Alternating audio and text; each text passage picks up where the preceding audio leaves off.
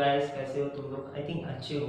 आज हम लोग क्लास जो करेंगे वो है प्रोसेस कॉस्टिंग का थर्ड क्लास, और उसमें हम लोग आज कुछ नया ट्रिक भी सीखेंगे कि प्रोसेस कॉस्टिंग में सब कुछ होने के बाद भी कुछ ऐसा इंफॉर्मेशन होता है कि जो हम लोग को शायद ट्रेस करना पड़ता है, कुछ मैथमेटिकल कैलकुलेशंस करना पड़ता है, उसके बाद ही हम लोग प्रोसेस को आगे ले जा सकते हैं। ठीक है ना? तो उसका ही आज हम लोग सम्स करेंगे और कुछ लॉन्ग सम्स भी करेंगे। ठीक है, तो डायरेक्ट हम स्टार्ट कर दे रहे सम से। मेरे बुक का 67 नंबर पेज और 7 नंबर प्रॉब्लम रीड कर ले एक बार। In the process D process है, उसमें बोल रहा है कि units of product D process 9000 unit of product was transfer from C process. मतलब सी प्रोसेस, ए प्रोसेस हो गया, बी प्रोसेस हो गया, सी प्रोसेस भी हो गया। अभी हम लोग बिलोंग कर रहे हैं डी प्रोसेस में। ठीक है, तो डी प्रोसेस में जो सी प्रोसेस से आया है, ऑब्वियस का बात है कि ए का यूनिट्स बी में ट्रांसफर हो रहा है, बी का यूनिट्स ट्रांसफर हो रहा है सी में, सी के यूनिट्स ट्रांसफर हो रहा है डी में। तो डी में जो इनपुट आया है, कि हम लोग उल्टा भी बोल सकते हैं कि सी से जो आउटपुट हुआ है वो है 9000 और उसका कॉस्ट था 54,000। ओके, और एडिशनल एक्सपेंस कुछ हुआ है, इनका द प्रोसेस डी हुआ, the material sundry material 2500, labour 6000, direct expense 3350 and overhead is 200% of wages, यानी कि वेजेस का 2 गुना, 200% मतलब होता है 2 गुना। एंड वेस्टेज मतलब होता है क्या? Normal loss. Wastage of the process D was sold is पर ₹2, यानी कि 2 रुपए में हम लोग उसको बेच सकते हैं। The final product from D was sold at ₹10 is fetching a profit 10% on sales. Fetching का मतलब होता है लोड करना, मतलब चार्ज करना। ठीक है, लेविट जिसको हम लोग बोल सकते हैं, बहुत अच्छा वर्ड में। सो 10 रुपए में हम लोग सेल करते हैं और 10% प्रॉफिट रखते हैं। 10% किसके ऊपर? सेल्स के ऊपर। तो 10 रुपए का सेल्स है, 10% हम लोग उस सेल्स के ऊपर एक प्रॉफिट रखते हैं, तो हम लोग का प्रॉफिट कितना होता है? 1 रुपए। 9 रुपए तक क्या हो गया मेरा cost. And calculate the rate of normal loss of process D. देखो, पूरा सवाल में हमको इंट्रोडक्शंस दिया, मटेरियल दिया, लेबर दिया, ओवरहेड दिया और भी बहुत सारा एक्सपेंस दिया। ट्रांसफर भी हम लोग को, अच्छा ट्रांसफर नहीं दिया, ठीक है कोई बात नहीं, मगर हम लोग को जो ये दिया है नॉर्मल लॉस का रेट दिया है, नॉर्मल लॉस का परसेंटेज नहीं दिया। रेट दे दिया 2 रुपए, तो नॉर्मल लॉस का परसेंटेज निकालना यहाँ पर मेन काम था। ठीक है, तो स्टार्ट करते हैं फटाफट। तो हम लोग के पास जो जो इंफॉर्मेशन है वो पहले नोट डाउन कर ले। हम लोग कर रहे process D account to process C. Sir ये कहां से आया? क्योंकि ये पहले में बोल दिया था कि सी प्रोसेस से डी प्रोसेस में 9000 जा रहा है, तो 9000 यूनिट्स और अमाउंट था 54, तो 6 रुपए करके रेट था उस टाइम पे। फिर कुछ मटेरियल भी हम लोग इंट्रोड्यूस किए, जो मेरा अपना प्रोसेस में होता है 2500, लेबर चार्जेस 6000, डायरेक्ट एक्सपेंस हो गया 3350 और ओवरहेड 200% ऑफ वेजेस। तो वेजेस मतलब लेबर होता है, तो लेबर का 200% मतलब 2 गुना, यानी कि 12,000। ठीक है ना? बस इतना ही मेरा खर्चा पानी था और ये हमने नोट कर लिया। देखो, नॉर्मल लॉस तो हो रहा है और नॉर्मल लॉस का हम लोग को ये पूछा है कि हम लोग का परसेंटेज कितना होगा, यानी कि ये चीज हमको नहीं दिया है, मगर हमको 2 रुपए जो बेचने के बाद जो मतलब सॉरी यूनिट्स जो होगा, नॉर्मल लॉस का यूनिट्स जो होगा उसको हम लोग 2 रुपए में बेच सकते हैं। ये इंफॉर्मेशन हमको दिया है।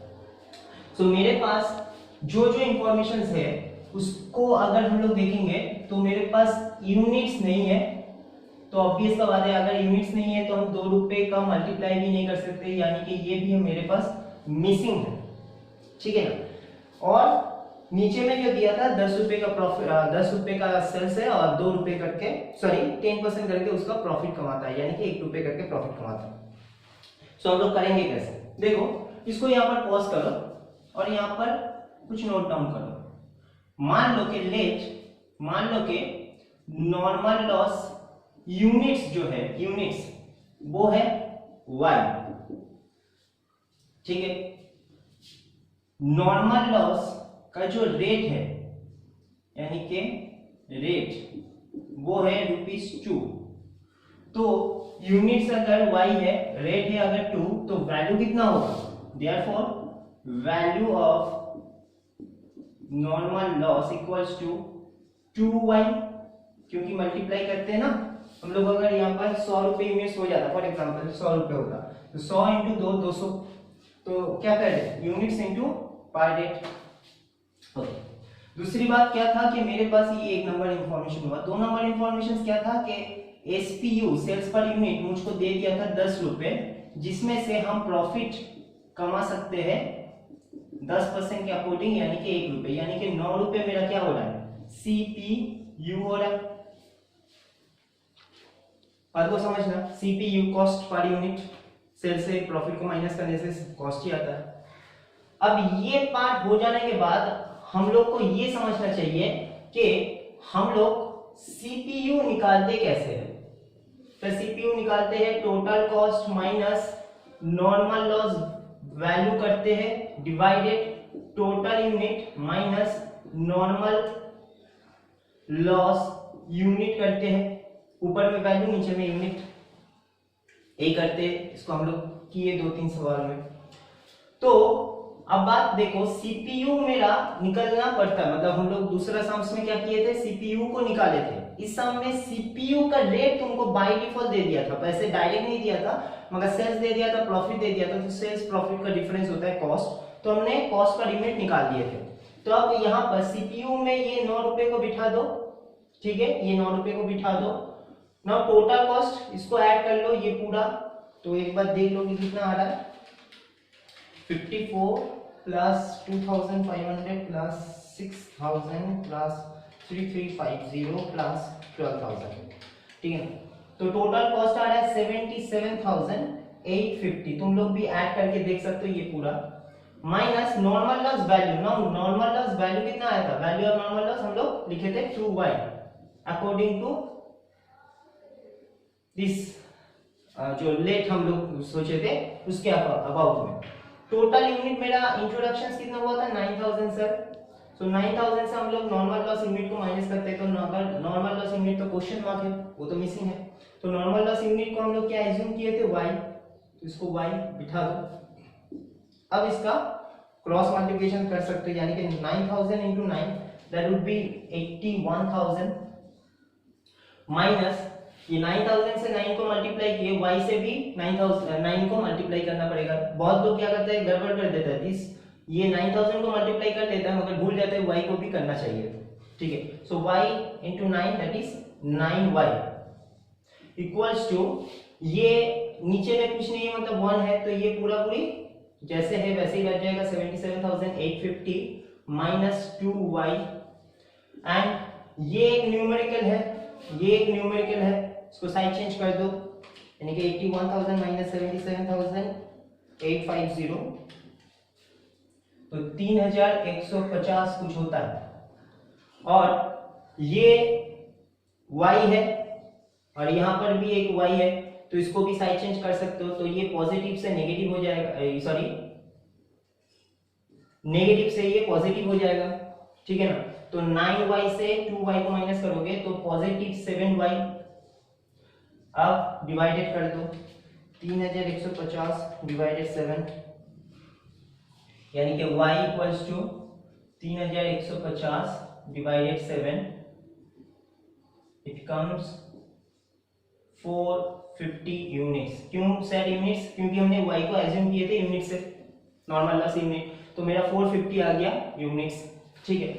अब ये यूनिट्स को हम लोग यहाँ पर बिठा सकते हैं, ये यूनिट्स को हम लोग यहाँ पर बिठा सकते हैं, ठीक है। दूसरी बात है कि हमको क्वेश्चंस जो पूछा था वो यूनिट्स नहीं पूछा था, वो क्वेश्चन पूछा था कि रेट यानी कि परसेंटेज क्या होगा नॉर्मल लॉस का, परसेंटेज। तो परसेंटेज निकालेंगे कैसे, देखो जैसे कि लास्ट कुछ सम्स में तुम लोग देखोगे तो वहां पर हम लोग क्या किए थे कि ये यूनिट के ऊपर कुछ परसेंटेज देता था, 5%, 10% जो भी था, वो इसके ऊपर चार्ज करते थे। यानी कि जो परसेंटेज ऑफ नॉर्मल लॉस होता है वो बेस्ड ऑन इनपुट होता है, वो बेस्ड ऑन इनपुट होता है। तो हम लोग अगर ये यूनिट्स जो हम लोग निकाल दिए, ये यूनिट्स आया किसका, मतलब कौन सा यूनिट से आया, ये 450 यूनिट्स आया है 9000 से। तो ये 9000 का एक छोटा सा पार्ट है, एक पोर्शन है, एक परसेंटेज है। तो समझ पाए कि कैसे परसेंटेज निकालेंगे। यहां पर हम शॉर्ट में दिखा दे रहे हैं, normal loss percentage equals to, formula क्या होता है, normal loss unit divided input multiply of 100।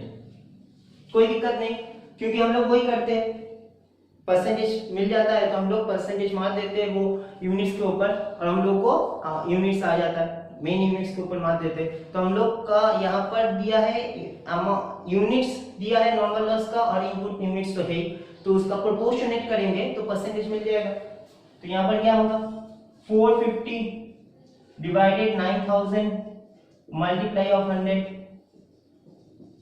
5%।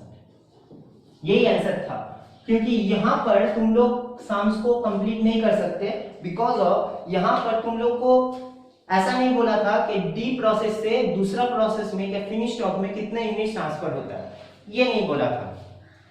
और ये अगर एज्यूम कर भी लेते कि यहाँ पर एब्नॉर्मल लॉस नहीं हो रहा है तो 9000 से 450 को माइनस कर, तो जो बचेगा वही ट्रांसफर कर दो फिनिश स्टॉक में, मगर वो क्वेश्चंस में नहीं पूछा था।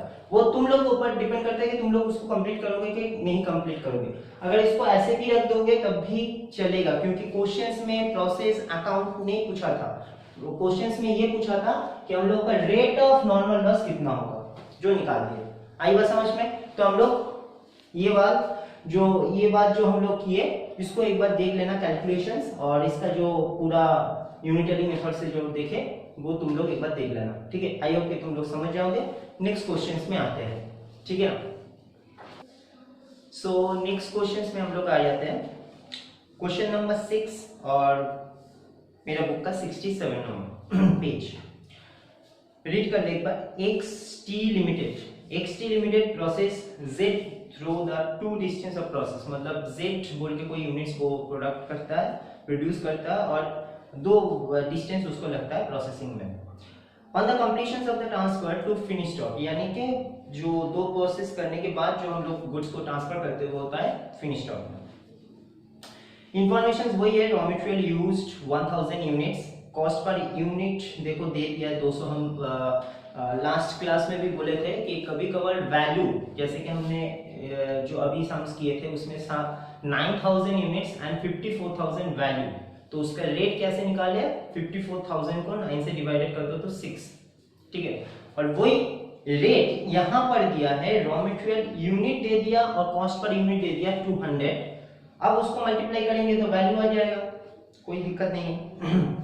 ट्रांसफर टू नेक्स्ट प्रोसेस और फिनिश स्टॉक, यानी कि ए से बी के पास जब जा रहा है वो जा रहा है 940 यूनिट्स, एंड बी से जब फिनिश स्टॉक में जा रहा है वो जा रहा है, बी के घर में देख सकते हो 870 यूनिट्स, 870 यूनिट्स जा रहा है। नॉर्मल लॉस परसेंटेज दे दिया, अच्छी बात है, 5% and 10%। Direct wages, direct expense, sundry expense and realisable value of scrap is 4.5 and 5.75, दोनों का अलग अलग है। लास्ट में जो इंफॉर्मेशन दिया देख सकते हो, 800 units of finish goods were sold, यानी कि बी से फिनिश स्टॉक में कितना गया था 870। अब 870 में से 800 यूनिट्स को वो बेच पाया। हो ही सकता है कि जितना वो माल प्रोडक्शन करेगा, जितना हम लोग गुड्स प्रोडक्शन करते हैं, क्या पूरी हम लोग बेच पाते हैं, नहीं। क्लोजिंग स्टॉक बोल के भी तो कुछ लाइफ में होता है। तो यहाँ पर क्लोजिंग स्टॉक मेरा क्या हो गया, 70 मेरा क्लोजिंग स्टॉक हो गया, और 800 यूनिट्स को हम लोग बेच रहे हैं, मगर कैसे बेच रहे हैं, प्रॉफिट 20% ऑन कॉस्ट बोला, ऑन सेल्स नहीं बोला। सेल्स बोलता है तो फिर मॉडिफिकेशंस करना पड़ता है, क्योंकि मेरे पास तो सीपीयू रहता ही है हम लोग के पास, तो मॉडिफिकेशंस करना पड़ता है। प्रिपेयर अ प्रोसेस अकाउंट्स, बस नॉर्मली, ठीक है ना। इसमें जो बात है वो यहाँ से हम लोग स्टार्ट कर सकते हैं। हमने फॉर्मेट आने लिए थे, ड्रॉ कर लिए थे, देख लो। तो डायरेक्ट हम लोग यहाँ से स्टार्ट करेंगे टू मटेरियल से। तो मटेरियल 1000 यूनिट्स, वैल्यू दे दिया था 200, तो इसका वैल्यू कितना हो गया 1000 into 200 that would be 2 lakhs, 2 lakhs हो जाएगा। ठीक है, फिर एक्सपेंस का, वेजेस का, ये सब था। तो वेजेस को कितना है 15,600,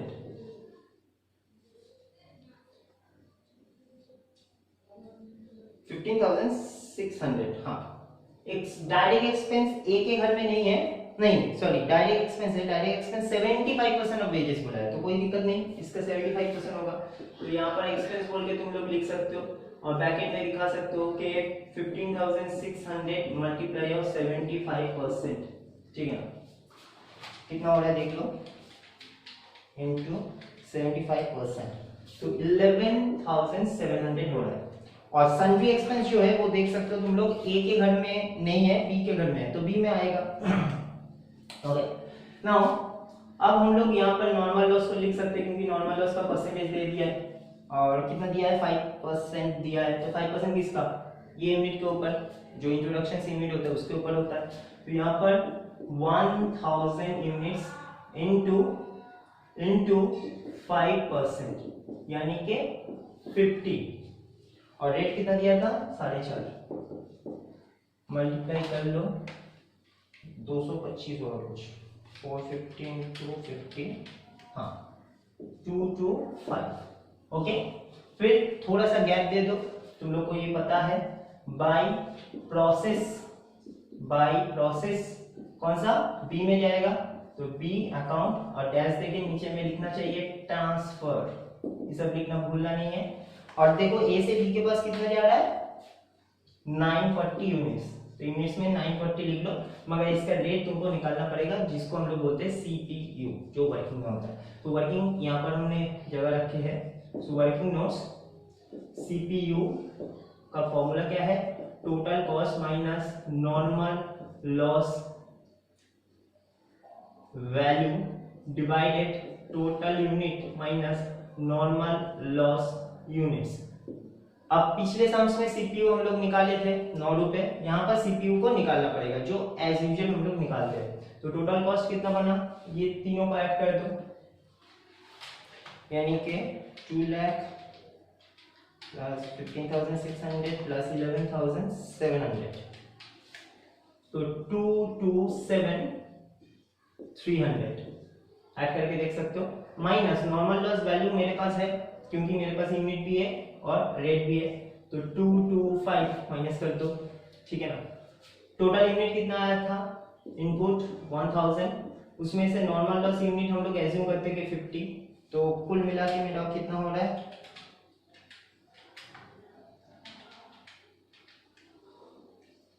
रेट आ जा रहा है 239.02 है। तो अगर कोई 02 के 03 कोई लेना चाहता है तो वो ले सकता है, और उससे क्या होगा कि थोड़ा बहुत अमाउंट में डिफरेंस आएगा, वो बड़ी बात नहीं है, हम पिछले सम्स में बोले थे, तो हम 239 ही रख रहे हैं, ठीक है, 239 इज अ रेट। मल्टीप्लाई कर दो 940 into 239, तो 224,660, ठीक है ना, 660। अब तुम लोग देख सकते हो इस साइड में कितना आ रहा है 940 प्लस 50 दैट वुड बी 990, और इस साइड में कितना है 1000, तो कौन सा साइड में ज्यादा है, उस साइड में यूनिट का ज्यादा है, तो यहाँ पर जिस साइड में यूनिट ज्यादा होगा उस साइड में अमाउंट भी ज्यादा होगा, ठीक है ना, ये दिक्कत वाली बात नहीं है। तो यहाँ पर ऐड कर दो 227,300, यही आया था तीनों को ऐड करके, ठीक है ना। और ऐसा कभी मत सोचना कि यूनिट का डिफरेंस इस साइड में आ रहा है और अमाउंट का डिफरेंस इस साइड में आएगा, नहीं आ सकता। अगर आ रहा है तो तुम लोग का सम्स में कोई गड़बड़ है, ठीक है, तो ये सब चीज को देख लेना। नाउ यहाँ पर भी 1000 और इस साइड में भी 27300, तो डिफरेंस कितना हो रहा है, बाय एबनॉर्मल लॉस अकाउंट, क्योंकि इस साइड में आता है तो एबनॉर्मल लॉस, उस साइड में एबनॉर्मल गेन। इस साइड में ब्रैकेट में लिखना पड़ेगा बैलेंसिंग फिगर, यूनिट कितना डिफरेंस आ रहा था 10, क्योंकि टोटल कितना आ रहा था 990, उस साइड में 1000 है, तो ऑब्वियस का बात है 10 यूनिट्स का डिफरेंस है। मल्टीप्लाई ऑफ 239 सेम रेट होता है, हम लोग को पता है। अब तुम लोग डिफरेंस करोगे तो जो अमाउंट आएगा और मल्टीप्लाई करोगे तो जो अमाउंट आएगा उसमें थोड़ा सा दिक्कत हो सकता है। हम करके दिखा दे रहे 2,27,300 माइनस 2,24,660 माइनस 225, ये आ रहा है 24,2415, मगर मल्टीप्लाई करोगे तो कितना आएगा 2390, यानी कि मोस्टली कुछ 25 रुपए का डिफरेंस है। 25 रुपए का डिफरेंस इसलिए आया क्योंकि हम लोग वो रेट को 0.23 का कुछ आया था, तो उसको हम लोग नहीं लिए थे। तो ये सर क्या प्रॉब्लम आएगा एग्जाम में? कोई प्रॉब्लम नहीं आएगा, मेरे विश्वास करो, मेरा बात को, कोई प्रॉब्लम नहीं आएगा, ठीक है ना। ओके, सो प्रोसेस ए कंप्लीट। अब प्रोसेस बी में आते हैं। तो प्रोसेस बी में सबसे पहले क्या लिखना पड़ेगा? प्रोसेस ए अकाउंट। इसमें बोल के कितना लिखेंगे 940,239 और यहाँ पर 224,660, जो भी ये लाइन में था वो पूरा यहाँ पर पेस्ट कर दो, कोई दिक्कत नहीं है। ओके, एडिशनली कुछ मटेरियल था, मटेरियल नहीं था, सॉरी वेजेस था, तो वेजेस 13,200, एक्सपेंस जो था वो बोला था कि 75% ऑफ वेजेस, इसमें भी सेम क्राइटेरिया है, तो 13,200 के ऊपर 75% मार दो, कितना आता है 13,200 इंटू 75%, यानी कि 9,900। और इसमें सन्ड्री एक्सपेंस भी था, सन्ड्री एक्सपेंस, ठीक है, सन्ड्री एक्सपेंस था 2954, ठीक है। बस इस साइड का काम खत्म। अब यहाँ पर बाय नॉर्मल लॉस अकाउंट, इसमें बोला था कि 10% के हिसाब से नॉर्मल लॉस वो लोग एज्यूम करता है, तो किसके ऊपर 10% होगा? इस घर के ऊपर, जिस घर में परसेंटेज मान लो उस घर का इनपुट, इस घर का 5% था तो यहाँ पर हुआ, तो यहाँ पर क्या होगा 940 इंटू 10%, यानी कि 94 को हम लोग बेच सकते हैं 5.75 में, ये इन लोग का स्क्रैप रेट है। 94 इंटू 5.75 तो आ रहा है 540। अब देखो 540.5 है, तो 540 भी ले सकते हो, 541 भी ले सकते हो। और कोई अगर चाहता है कि नहीं सर हम एडजस्ट भी नहीं करेंगे, कम भी नहीं करेंगे, जो आया वही बिठाएंगे, तो 544.5 भी लिख सकते हो। उससे कुछ डिफरेंस तीनों का अप्रोच के हिसाब से, अगर तीनों अलग अलग स्टूडेंट है और तीनों का अलग अलग कॉन्सेप्ट में आ रहा है तो कोई दिक्कत नहीं है, बार बार बोल रहा है, ठीक है। नाउ यहां पर लिखेंगे by finish stock account transfer. तो ट्रांसफर बी प्रोसेस से फिनिश स्टॉक में कितना ट्रांसफर हो रहा था 870, तो 870 को हम लोग को सीपीयू निकालना है, तो फिर से यही काम में आ जा रहा है सीपीयू। फॉर्मूला नहीं लिख रहे क्योंकि फॉर्मूला जान चुके हो, total cost minus normal loss value divided total unit minus normal loss unit, तो बार बार फॉर्मूला नहीं लिख रहे, ठीक है। तो यहाँ पर टोटल कॉस्ट देख लो कितना आ रहा था 224,660, ये पूरा ऐड कर दो, 13,200 प्लस 9,900 प्लस 2,954, तो आ रहा है total cost 250,714 minus 540 normal loss value divided total unit कितना था 940 माइनस 94, 94, ठीक है ना। अब इसको डिवाइडेड कर दो, कितना आ रहा है 250,714 माइनस 540, तो आ रहा है 250 174 डिवाइडेड कितना आ रहा है 940 246 यूनिट्स।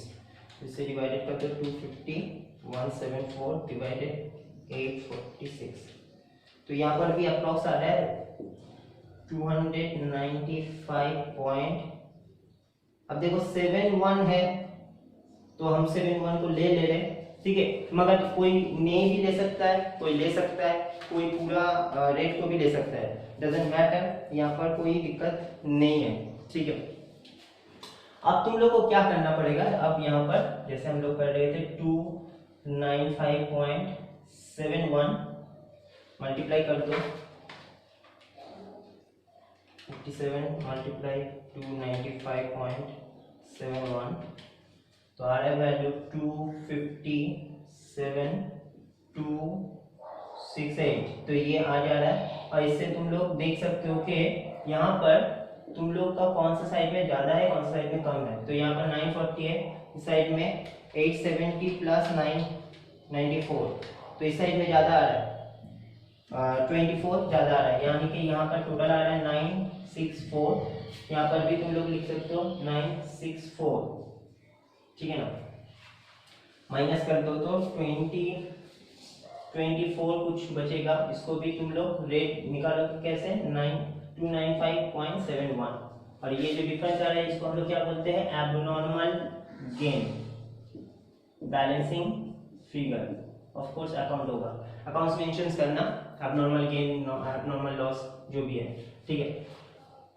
सो काम खत्म। अब इसको डिफरेंस कर दो 257 268 प्लस 540, इस साइड में आ रहा है 257,808, यहाँ पर भी लिख सकते हो 257,808, माइनस कर दो, इसका टोटल तो मेरे पास यहाँ पर ही है 2,50,714, तो डिफरेंस आ रहा है 7094। अब फिर से हम बात कर रहे हैं, मल्टीप्लाई करोगे समथिंग कुछ डिफरेंस आएगा, डिफरेंस करके निकालोगे तो समथिंग कुछ डिफरेंस आएगा, इससे कोई फर्क नहीं पड़ता है भाई, ठीक है। अब जो मेन बात था कि 20 रुपीज को वो लोग जो बेच रहा है 20% में जो बेच रहा है 800 यूनिट्स को, वो कहाँ पर बेच रहा है फिनिश स्टॉक में, और हम बोले थे कि फिनिश स्टॉक अकाउंट हम दिखा देंगे, तो आज दिखा दे रहे फिनिश स्टॉक अकाउंट, ठीक है ना, और यहाँ पर दिखा दे। सो फिनिश स्टॉक अकाउंट हो चुका है, अकाउंट ड्रॉप कर लिए। अब यहाँ पर प्रोसेस बी में क्या लिखे थे बाय फिनिश स्टॉक अकाउंट, तो ये यहाँ पर पुट होगा टू प्रोसेस बी अकाउंट बोल के, कितना 870 यूनिट्स, रेट था 295.71 और वैल्यू था 2,57,268, ठीक है ना, ये पहले पुट कर दिया। अब दूसरा फिनिश स्टॉक में हम लोग अगर करते हैं, अगर यहाँ पर सम्स में ये नहीं मेंशन करता कि 800 यूनिट्स को बेच रहा है, तो हम लोग क्या एज्यूम करते हैं कि 870 यूनिट्स फिनिश स्टॉक में गया है और 870 यूनिट्स ही बेच देगा वो लोग, ठीक है ना, यानी कि क्लोजिंग स्टॉक का हम लोग नहीं सोचते। और कोई कोई सवाल में ऐसा भी था, मेंशन ही कर दे रहा था कि no opening stock no closing stock at all in the factory, so बात तो बहुत नहीं था। मगर एग्जाम्स में कुछ बात ये था कि हम लोग को मेंशन ही कर दिया कि 800 यूनिट ही बेचा है और वो भी 20% प्रॉफिट मार के, तो जितना यूनिट्स को वो बेचता है उसको हम लोग बोलते हैं सेल। और सेल का जर्नल क्या होता है, सेल का जर्नल होता है sir bank account debit cash account debit to sales. अब यहाँ पर हम लोग बैंक या कैश कोई भी लिख सकते हैं, टू सेल्स के जगह में क्या लिखेंगे टू फिनिश स्टॉक, क्योंकि एक्चुअली फिनिश स्टॉक से वो सेल्स हो रहा है, ठीक है ना। और दूसरा केस में क्या, दूसरे जनरल में क्या लिखेंगे finish stock account debit to sales, तो फिनिश स्टॉक कट गया, अल्टीमेट बैंक टू सेल्स ही हो जाता है। तो यहाँ पर by bank account sold, but कितना सोल्ड 800 सर। अब इसका रेट सर क्या 295 ही होगा, नहीं बेटा, क्यों, क्योंकि 295 था CPU कॉस्ट पर यूनिट, तो कॉस्ट पर यूनिट से तो सेल्स नहीं हो सकता, उसको सेल्स में कन्वर्ट करना पड़ेगा। ओके सर, तो सेल्स में कैसे कन्वर्ट करेंगे, सीपीयू मेरा दे दिया था 295.71 प्लस कॉस्ट के साथ प्रॉफिट को ऐड किया जाता है प्लस प्रॉफिट 20%। क्यों, क्योंकि 20% ऑन कॉस्ट ही बोल दिया था, डायरेक्ट 20% हम लोग चार्ज कर सकते हैं, मॉडिफिकेशंस का कोई दरकार नहीं है, जैसे कि 1/5 1/4 दरकार नहीं है। देख सकते हो कि 20% ऑन कॉस्ट दे दिया था, तो इसका 20% निकालो, 295 प्लस 0.71 20%, तो आ रहा है प्रॉफिट रेट 59.142, इसको ऐड कर दो तो 354.852 एसपीयू आ जाएगा। अब देखो लास्ट क्वेश्चन में एसपीयू दिया था 10 रुपए, उसमें से प्रॉफिट माइनस किए तो सीपीयू आ गया था। इस केस में सीपीयू हम लोग निकाले, प्रॉफिट हम लोग ऐड किए तो एसपीयू आ गया। सब इधर से उधर उधर से इधर, बात को समझना होगा, ठीक है। तो ये रेट हम लोग यहाँ पर पेस्ट कर देंगे, यानी कि 354.852 बस मल्टीप्लाई कर दो तो आएगा वैल्यू 283,882, 16 है तो 2 कर दिया। अब क्वेश्चन ये होता है कि 70 यूनिट्स जो मेरा अभी बच गया है वो क्या होगा, भाई वो क्लोजिंग स्टॉक हो गया तुम्हारा, तो यहां पर जाएगा बाय क्लोजिंग स्टॉक बोल के नहीं लिखने का, by balance CD, by balance CD. क्यों सर क्लोजिंग स्टॉक नहीं लिख सकते, क्योंकि स्टॉक में तुम बिलोंग कर लो, तो स्टॉक में तुम क्लोजिंग स्टॉक ओपनिंग स्टॉक बोल के नहीं लिख सकते, बीडी सीडी बोल के। जैसे कि कैपिटल में तुम लोग कभी कैपिटल लिखे, कैपिटल का जो बैलेंस आता था उसको बैलेंस सीडी क्या बैलेंस बीडी लिखते हैं। अगर बीडी है तो वो ओपनिंग कैपिटल को मेंशन कर रहा है, सीडी है तो क्लोजिंग कैपिटल को। कैश अकाउंट में भी देख लो कैश लिख देते नहीं सर, तो स्टॉक अकाउंट में कैसे तुम क्लोजिंग स्टॉक या ओपनिंग स्टॉक लिखोगे, सीडी लिख दो तो हो जाएगा, क्या बीडी लिख दो तो हो जाएगा। तो सर सीडी कितना बचेगा 70। अब दूसरा क्वेश्चन, रेट क्या सर ये आएगा कि सीपीयू वाला आएगा, तो तुम लोग जानते होगे इंश्योरेंस क्लेम बोल के एक चैप्टर होता है फर्स्ट ईयर में, उसमें हम बोले थे कि opening stock closing stock purchase ये तीनों एलिमेंट्स, ये तीनों आइटम्स कॉस्ट प्राइस में होता है। फिर से repeat, opening stock closing stock and purchase ये तीनों एलिमेंट्स, तीनों आइटम्स कॉस्ट प्राइस में होता है, क्योंकि ये तीनों चीज ही मेरा गोडाउन में रहता है, और गोडाउन में कोई भी चीज को हम लोग सेल्स प्राइस में वैल्यू नहीं करते, ठीक है। जब सेल्स होता है उसको ही खाली सेल्स से वैल्यू करते हैं, बाकी सब कुछ कॉस्ट प्राइस में होता है। तो सर इसका रेट क्या होगा, इसका रेट होगा 295.71। Okay sir, okay. नाउ इसका वैल्यू कितना आ रहा है चेक करना है, 70 into 295.71 वैल्यू आ जा रहा है 20,700, 1 रुपए कम है हम कर दिए, तो ये आ जा रहा है 870। अब इसको साइड चेंज कर दो, कितना आ रहा है 283,882 ऐसा आया था। तो यहाँ पर टोटल आ रहा है 3,04,583, ठीक है ना। तो यहाँ पर भी लिख लो 3,04,583, यहाँ पर भी 870 लिख लो। अब सर बोथ साइड तो टैली नहीं हो रहा है, अब क्या यहाँ पर प्रोसेस ट्रांसफर होगा नहीं, यहाँ पर होगा क्या प्रॉफिट हो रहा है। सोच के देखो, हम लोग के पास अगर समझ पाओगे तो ये एक छोटा सा ट्रेडिंग अकाउंट टाइप का हो गया, ट्रेडिंग अकाउंट टाइप का। मेरे पास ट्रांसफर है, इसको हम लोग परचेस मोड से सोच सकते हैं, ओपनिंग स्टॉक्स मोड से भी सोच सकते हैं। ये क्लोजिंग स्टॉक है, ये सेल्स है, तो क्या निकलता है सर जीपी नहीं लिख सकते क्योंकि वो फाइनेंशियल टर्म है, तो ये कॉस्टिंग का हम लोग टर्म करेंगे क्या, कॉस्टिंग पीएल अकाउंट, जैसे कि लिखेंगे प्रॉफिट, ठीक है ना, क्योंकि प्रॉफिट होना ही है, ऑब्वियस सा बात है। देखो यहाँ पर प्रॉफिट भी मेरे पास आ गया है ना 59 पॉइंट समथिंग, तो ऑब्वियसली वो 200 रुपए का चीज को 300 रुपए में बेच रहे, तो कुछ ना कुछ तो प्रॉफिट कमा रहा है, तो प्रॉफिट को भी यहाँ पर करना है। तो आप डिफरेंस कर दो, कोई यूनिट यहाँ पर नहीं होता क्योंकि प्रॉफिट का कोई यूनिट नहीं होता, कोई रेट नहीं होता, ठीक है ना, मोस्टली। तो यहाँ पर कितना आ रहा था 3,04,583 माइनस 2,57,268,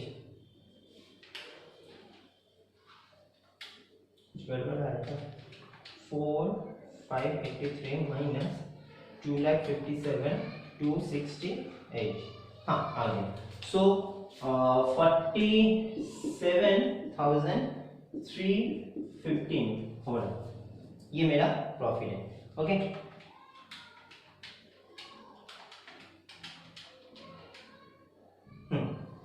ये तुम लोग इससे भी और एक चीज से भी देख सकते हो, ये जो मेरा प्रॉफिट पर यूनिट आया था 59.142, ये मुझको क्या मेंशन कर रहा है सर, प्रॉफिट का पर यूनिट। अब प्रॉफिट पर यूनिट कौन से यूनिट से मेरा हुआ है, 800 यूनिट से, क्योंकि 800 यूनिट बेचा। तो ये इस अमाउंट को 59.142 मल्टीप्लाई ऑफ 800, तब भी तुम्हारे पास देख लेना कैलकुलेट में 47,315 आ जाएगा। हाँ आ रहा है 47,313, वो अप्रोक्स के लिए 2-1 रुपए का डिफरेंस हो रहा है। तो इससे भी हम लोग आंसर निकाल सकते हैं, डिफरेंस करके भी निकाल सकते हो, मल्टीप्लाई करके भी निकाल सकते हो। बात समझ में आया? तो यही बात था, ठीक है ना। नेक्स्ट क्वेश्चंस और एक करते हैं, उसके बाद छुट्टी। नेक्स्ट क्वेश्चंस में आ जाते हैं। नेक्स्ट क्वेश्चंस थोड़ा सा छोटा है, मगर छोटा में थोड़ा सा तीखा है।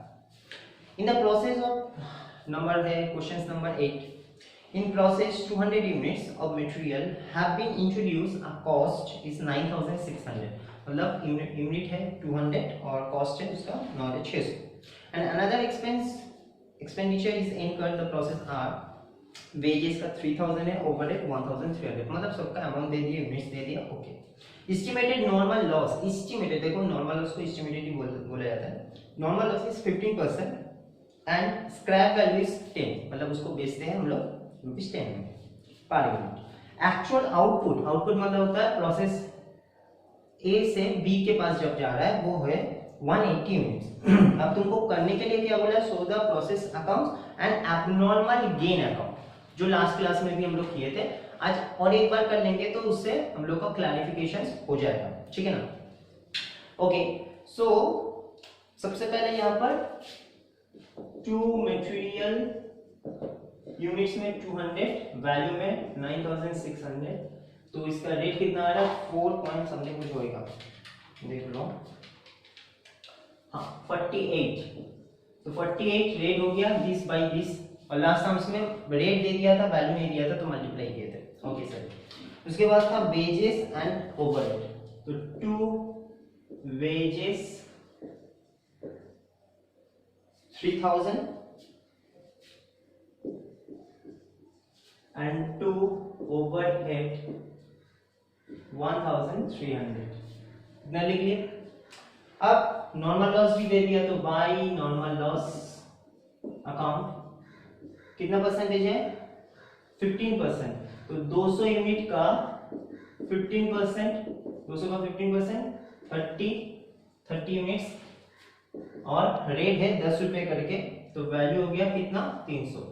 और मेरे पास नेक्स्ट प्रोसेस में जा रहा है, देखो नेक्स्ट प्रोसेस का नाम तो नहीं दिया है, नाम तो नहीं दिया है, तो हम लोग इसको मान ले रहे हैं कि फिनिश स्टॉक, ठीक है ना। तो यहाँ पर by finish stock account transfer, कितने यूनिट्स 180, ठीक है। अब सीपीयू निकालना है, तो सीपीयू फॉर्मूला जानते हैं, total cost minus normal loss value divided total unit minus normal loss units. और टोटल कॉस्ट कितना आया था 9,000, 10,000, 10,900, 13,900, 13,900 minus normal loss value was 300, normal loss unit कितना है 200, तो 200 माइनस 30, क्योंकि 30 नॉर्मल लॉस यूनिट था ना, ऊपर में हो रहा है 13,600 और 170, तो 13,600 डिवाइडेड 170, रेट आ रहा है 80, अच्छा रेट आया, अच्छी बात है।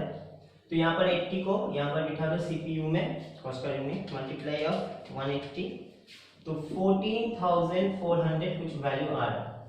अब चेक करने का है कि हम लोग का कौन सा साइड में ज्यादा है। इस साइड में 200, अब इस साइड में देखो 210 आ रहा है, यूनिट को ऐड करो तो 210 आ जाएगा, क्योंकि 180 प्लस 30, तो यहाँ पर 210 यूनिट्स, और यहाँ पर भी ज्यादा ही होगा वैल्यू, क्योंकि हमने बोल दिया था कि यूनिट्स जिस साइड में ज्यादा होगा अमाउंट उस साइड में ज्यादा होगा।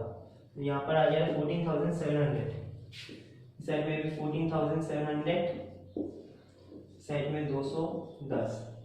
अब यहाँ पर to abnormal gain account, of course balancing figure, कितने यूनिट का डिफरेंस है सर? 10 यूनिट का। तो 10 यूनिट रेट कितना होगा सर? 80, क्योंकि सीपीयू का रेट जो होता है वो abnormal loss, normal loss and transfer का रेट्स के साथ मल्टीप्लाई होता है। तो यहाँ पर वैल्यू कितना होगा? 800। अब देखो यहाँ पर रेट अच्छा था, अप्रॉक्स नहीं था, इसलिए वैल्यू अच्छा आया, और अगर तुम लोग डिफरेंस भी करोगे तब भी 800 ही आएगा, अगर मल्टीप्लाई करोगे तब भी 800 ही आएगा। अप्रॉक्स में थोड़ा सा दिक्कत होता है, ठीक है ना, उसको एडजस्ट कर लेना। अब ये अकाउंट तो हो गया। दूसरा अकाउंट हम लोग को क्या पूछा था? एबनॉर्मल गेन, मगर हमने यहाँ पर नॉर्मल लॉस का भी अकाउंट खोल दिए थे, क्योंकि हम लोग लास्ट क्लास में भी देखे थे कि एबनॉर्मल गेन को नॉर्मल लॉस सेटअप कर, मतलब नॉर्मल लॉस को हम लोग एबनॉर्मल गेन के साथ सेटअप करते, सॉरी हम उल्टा बोल रहे थे। सो गेन सेटअप टू लॉस, ठीक है ना। तो यहाँ पर पहले हमको नॉर्मल लॉस अकाउंट नहीं बोला था, फिर भी हम कर दे रहे। तो नॉर्मल लॉस को पहले पोस्टिंग कर लो, प्रोसेस में लिखे बाय नॉर्मल लॉस। तो यहाँ पर क्या लिखते हैं हम लोग? टू प्रोसेस, अब प्रोसेस का तो नाम नहीं था तो प्रोसेस अकाउंट बोल के लिख लेंगे।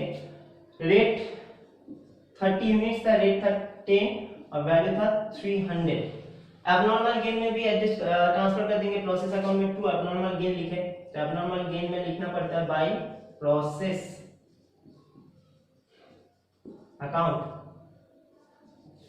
10 unit, 80 rate and 800 amount.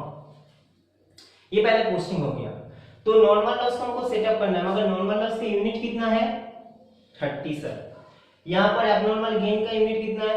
10 sir. तो क्या 30 को वो एडजस्ट कर सकता है? No sir. तो कितना एडजस्ट कर सकता है सर? 10।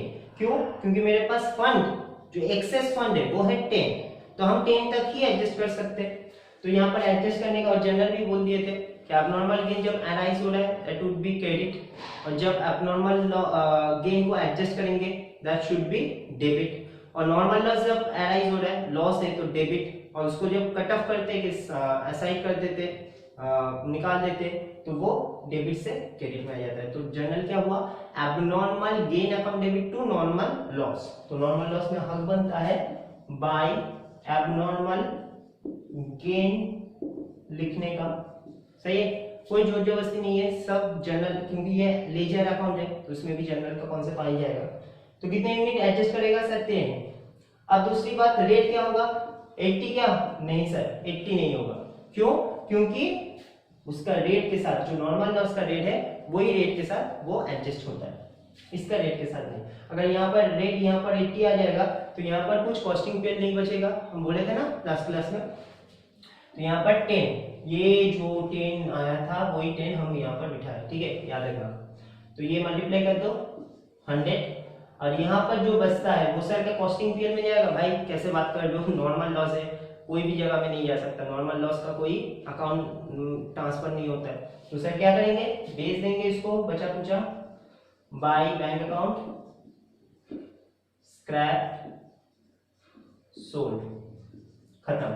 तो कितना?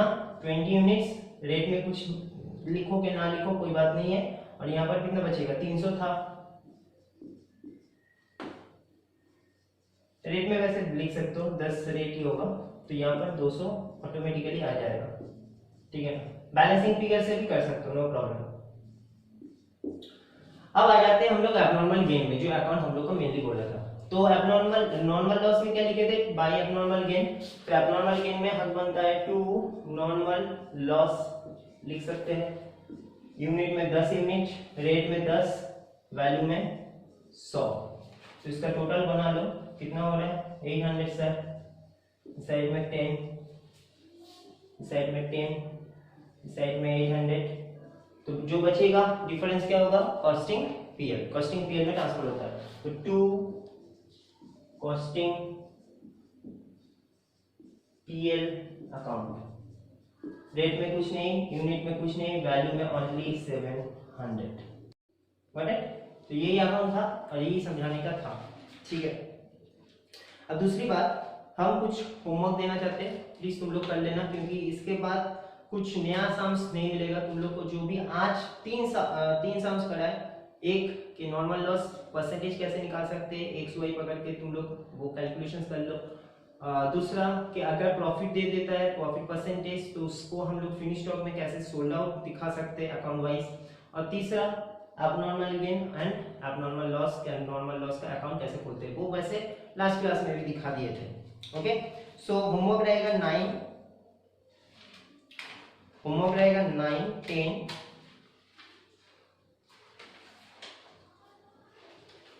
10, 12 को ऑब्वियसली करना, 12, 13, 14, ठीक है ना, 15, 16। देखो ये सब तुम लोग को लग रहा है कि इतना सारा सर दे रहा है, होमवर्क दे रहा है, भाई तुम लोग के लिए दे रहे हैं, और ऐसा कोई बात नहीं है कि कुछ नया बात मिलेगा। ये जितना भी हम क्वेश्चंस दिए 12 तक आई थिंक दिए, 16 तक दिए, तो 16 तक तुम लोग आराम से बना सकते हो, नो प्रॉब्लम। इवन के 16 के बाद भी अगर कोई बनाता है तो वो भी बना सकता है, 17, 18 में भी कोई दर्द नहीं है एज सच, ठीक है ना, ओ फैंटास्टिक। 19 भी बना सकते हो, 20 को रख देना, 20 को हम बनाएंगे, ठीक है। उसके बाद हम लोग इंटर प्रोसेस में चल जाएंगे उसी दिन ही, तो हम लोग चैप्टर कंप्लीट कर लेंगे, ठीक है ना। जैसे जैसे हम करा रहे वैसे वैसे तुम लोग करते रहो, मेरे साथ थोड़ा सा भागो, जैसे हम भाग रहे तुम लोग भी भागो, तभी जाके हो पाएगा। भागना का मतलब ऐसा नहीं है कि आंख बंद करके भागना, समझ के भागना, ठीक है।